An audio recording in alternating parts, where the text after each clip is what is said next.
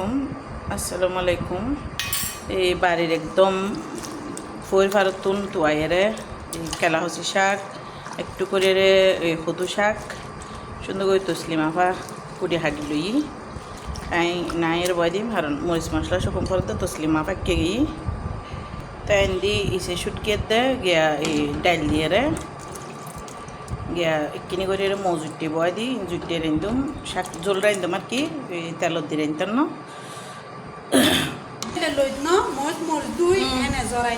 মই কাম মারা না আমার নাম লইলে না জরাই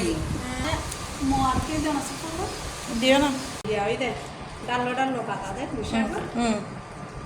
মাশাল্লাহ খুশবো বাইরে দে খুশবো না এই মিশানো শাক মজা না ফা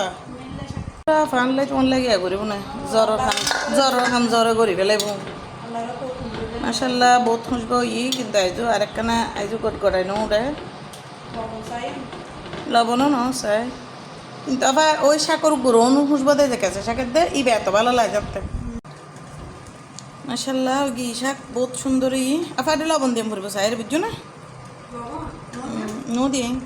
মশলা আসলে রোদ দেখিয়ে রে বাইর করে জুই দুবার লাই কিন্তু দেখা যাচ্ছে আবার মেঘ ঘুরছে আফা হদ দিব না নদীব একবার দুইতে বার করে এভাবে আসলে 3-4 হইন না পারি কিনা দে বহুত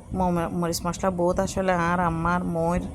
এটা মানে বস্তা বস্তা মানে কিনে রেখে কিছু আফা কিনে আর কিনে আনি যা কাল্লা বসা চাই সদ্দুর পারি রোদ দেনে নদে হইন না পারি বৃষ্টি পড়ে আর কি তেজ যাক সিজনের হাট্টল শেষ হয়ে গিয়ে উগ্র হাট্টল আছে তাহাদের চিপে যাতে শেষ হাট্টল নি আফা ফারি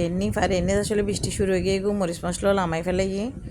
তো কিন্তু প্রচুর বৃষ্টি আসলে মরিচ মশলা লই এরা কষ্ট পায় হয়তো জঙ্গ পড়বো শুরু মানে ফইতে না আফা ফাঁকা ফাঁকা রোদ দেখিলে ফুইব আর কি কিছু গরিবের নাই